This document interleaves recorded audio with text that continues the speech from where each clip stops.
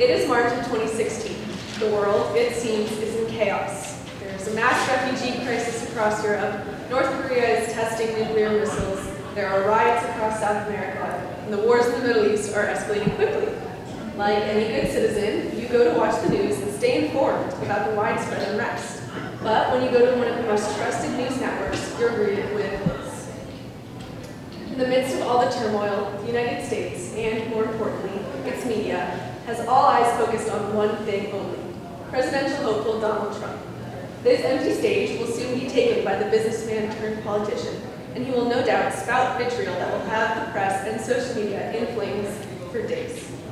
Ironically, his attacks will likely be focused on the media, who have handed him free publicity and basically propelled him to the forefront of the race. He'll lambast the media for spreading lies and enabling the corporate elite, and his supporters will listen and react. And ironically, so will the media organizations he so abhors.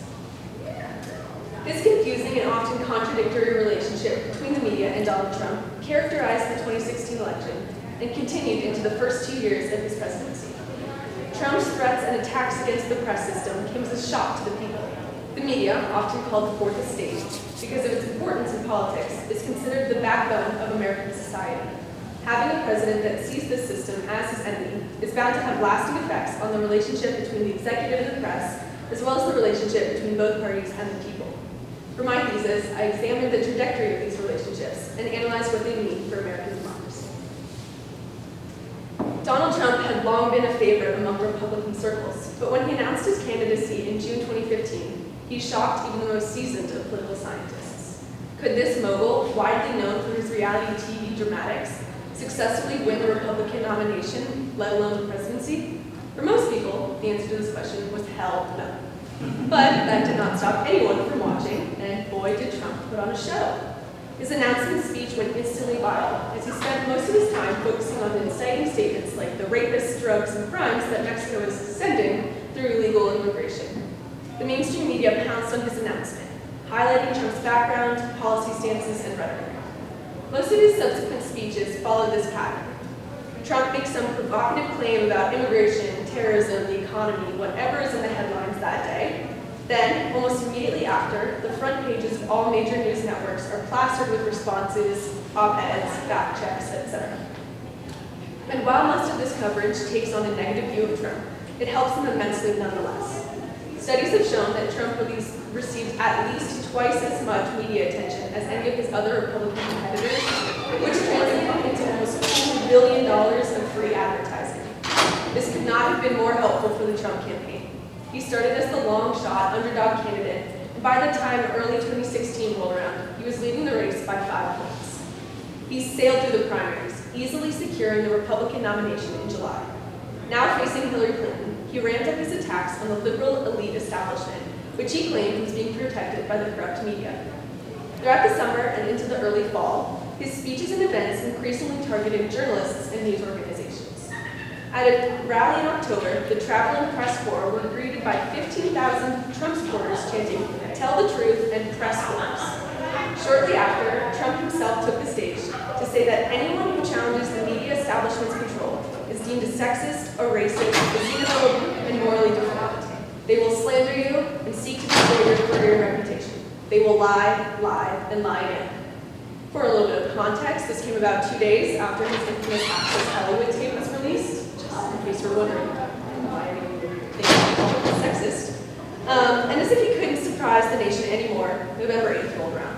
People across the nation went to bed early, expecting to wake up to an easy victory by Clinton. Instead, they woke to the news that Trump had won 304 of the electoral votes needed to win. In his victory speech, he unpredictably extended an olive branch to the Democrats, saying Clinton was owed a major debt of gratitude for her service to the country. He made no reference to his previous controversial statements, alluding only to the nasty and tough political stuff, which was just about to get even messy. In his inaugural address on January 20th, 2017, Trump greeted a crowd of his supporters with a somewhat chilling speech. He talked about the American carnage that has robbed our country of so much potential. Journalists and political pundits alike were quick to call out the speech's pessimistic tone and to take note of the size of the inauguration's crowd. and enter the first scandal of the Trump administration. For the first few days of his presidency, Trump and his cabinet focused their attention on the lie the media was spreading, that somehow this crowd was not, in fact, the largest in history. Press Secretary Sean Spicer used his first ever press briefing to bemoan the deliberately false reporting of the crowd size. When critics were fast to call out his inaccuracies or lack of credible sources, Kellyanne Conway took to meet the press to address Spicer's use of alternative facts. This phrase, along with fake news, quickly became a hallmark of the administration's vague approach to the definition of fact or truth. In the following months, as claims of Russian interference took the center stage of American politics, Trump took it upon himself to address the lies the media was spreading. He tweeted this: less than a month into his incumbency, marking a rapid escalation of his war with the media. The Trump administration repeatedly denied any claims of collusion, but the coverage of potential collaboration continued. This tweet, sent to his 25 million followers and the label of enemy of the people, sent the media into flames. To ascribe such an epithet to as influential a body as the press was shocking. People were quick to point out that this had been used by dictators like Stalin, Hitler, and Mao to justify their murderous policies. For Trump to use it against the pillar of American democracy, that is the press, was a dramatic intensification of his continued attacks. However, he made no indication that he intended to walk by his stand. In fact, he continued to use the phrase in relation to the press and to encourage his supporters to take action against the fake news media. As if they couldn't escalate anymore, tensions between the Trump administration and the media continued to grow during his second year in office. In October, Trump referenced Representative Greg Gianforte's attack on a reporter for The Guardian after the latter asked a question about health care. The president said this: "Anybody that can do a body slam, that's my kind of guy." That same week, packages containing pipe bombs were sent to a number of Democratic politicians and the CNN bureau in New York. In response, Trump tweeted this, reminding his supporters who he really blamed for the violence. Later, in a rally in Wisconsin, he argued that, quote, "the media has a responsibility to set a civil tone and to stop the endless hostility and constant negative and oftentimes false attacks and stories." During this time period, the White House also saw a number of press secretaries and directors of communications come and go. Sean Spicer held the role twice, and Anthony Scaramucci may have set the record for shortest time in political office, being fired by the president just 10 days after he assumed the role of communications director. One of Trump's most active threats against the media also came in October, when he tweeted that he was considering challenging or even revoking the licenses of all fake news organizations. He suggested that the Federal Communications Commission examine their licensing procedures for news networks that were critical of his leadership. Though the threat ended up being an empty one, it showed just how far he was willing to push his vendetta against the press. A press who's antagonistic towards the media is far from unprecedented. Richard Nixon's administration led a famously negative campaign against the press, calling it a tiny enclosed fraternity of privileged men elected by no one and enjoying a monopoly sanctioned and licensed by the government. This conservative tirade, dominating political discussions throughout the late 60s and early 70s, revolutionized the way the American people view the press. It assigned a liberal elite lens to the press that had previously been seen as unbiased and trustworthy. However, Trump's grudge against the media takes this animosity to a whole new level. Labeling the press as the enemy of the people is something that has deep historical roots in authoritarianism. Dictators use it to malign their opposition and instill fear and hatred in their citizens. Nazi propagandists used it to describe Jews and other oppressed groups. And in an address to his party's inner circle, Khrushchev condemned his predecessor's use of the phrase. Quote, "It made it possible to use the cruelest repression against anyone who in any way disagreed with Stalin." Trump's use of the phrase is a dangerous indication of democratic backsliding, as it implies that the president can legitimately attack anyone he sees as a barrier to success. In the digital age, when information is readily available, but truth is harder to reach, a strong and accessible press is vital. Trump represents a threat to this because of how influential his message has been among his base. A 2021 Gallup poll showed that only 11% of Republicans had a fair amount of trust in the media. The poll shows that there was a sharp drop in 2016, falling from 32% to just 14%. Trump's successful campaign and election had cut in half the conservative faith in the media. Trump's presidency was unprecedented in a number of ways. but none more so in how he treated the press. The president is supposed to work with the media, using them as a conduit to communicate with the American public. Trump circumvented this route, relying instead on social media to address his supporters. He showed no desire to collaborate with his political opponents, rather focusing on motivating his right-wing base, which unfortunately worked pretty well for him. This rejection of unity, so central to American culture, had never been so prominent in the most important person in the country. Checks and balances, an integral part of the government process, was being thrown out the window. The media is one of the most central and recognized one of these actors. As Trump limited their power and repudiated their legitimacy, the press found themselves in an unheard of position. While President Joe Biden has attempted to mend some of these divisions, I fear that press-president relations have been irreparably damaged. Public trust in political institutions has never been lower and only continues to decline. God knows what would happen should Trump run and even win again.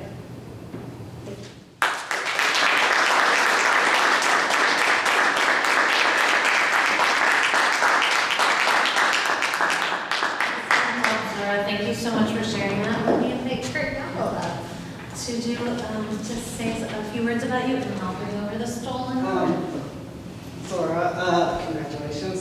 Zora's fantastic to work with. I think for like a lot of our students, you know, you're just their cheerleaders.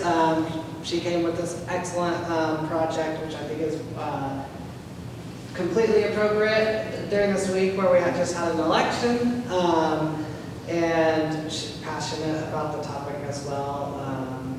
And yeah, so.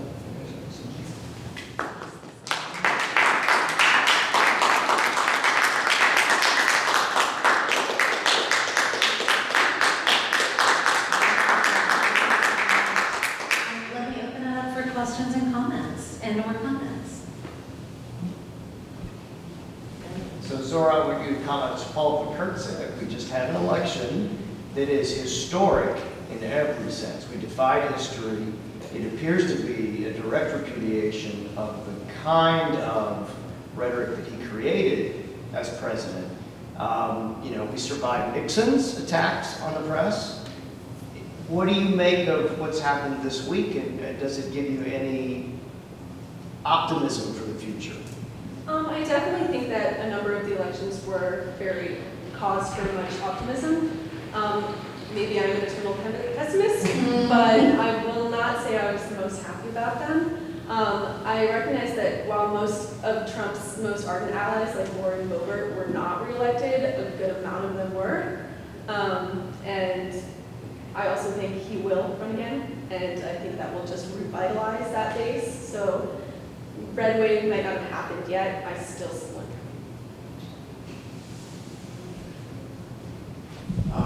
Even to this day, I mean, starting in 2016 to this day, there have been a lot of recriminations and hammering in the press itself of each other.